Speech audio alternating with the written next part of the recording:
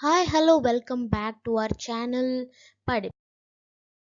We are going to see power sharing part 2. Hope you guys understood and enjoyed power sharing. So let me give you a short recap on part 1. In part 1, we started by reading a comparative study on Belgium and Sri Lanka. Even though they are democratic countries, they had different problems and they adopted different policies, and we also saw what are all the consequences they faced on adopting those policies. And at last, we ended by reading a differentiation between Belgium and Sri Lanka. So, these are the questions I'm giving you to solve because these are given by my teacher to me. So, these are really helpful. So, I want you guys to follow these. Today we are going to know what is power sharing. So we all know that different organs or different levels of government have their own powers, but how these powers are being shared. So that is the thing which we are going to know today. So why power sharing is desirable? What is mean by desirable? Desirable in the sense likable. That is why power sharing is liked by all. So to know that, we should know two main reasons: prudential reason and moral reason.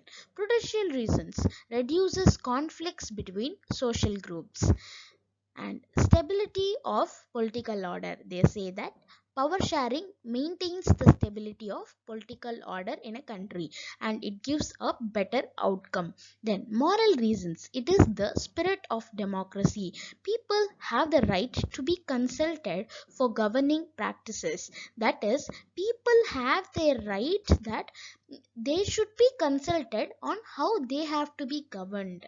Power sharing is valuable. They end by saying that power sharing is valuable.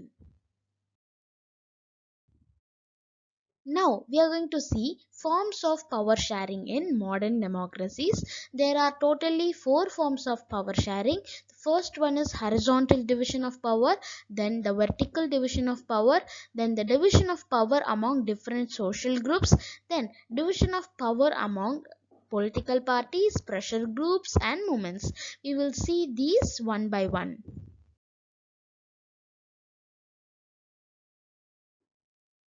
So the first one is horizontal division of power. In horizontal division of power, among whom the power is being shared? Among different organs of government. We all know that there are three organs for our government, that is legislature, executive and judiciary. Generally, these three organs are kept at equal level. They have their own powers, different powers, but they are all in the equal stage. So, they result in the balance of power, and each organ checks each other on the working of their power.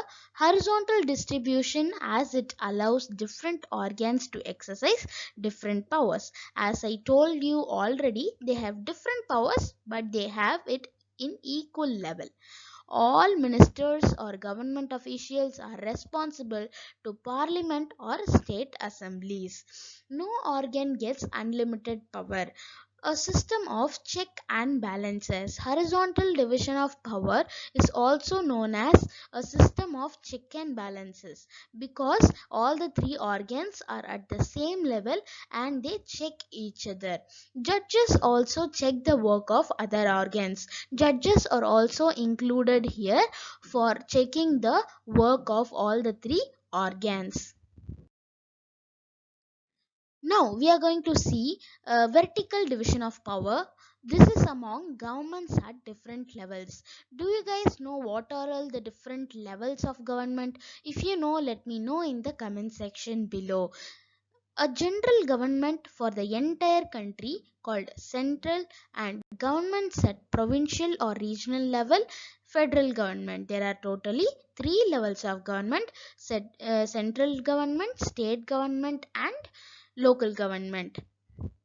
constitutional distribution of power to the state and center. According to the constitution, the power is being distributed among central and state government. Same with panchayat and municipality. This panchayat and municipality are known as the local governments. This uh, this same is done with the local government too. So this is known as vertical division of power.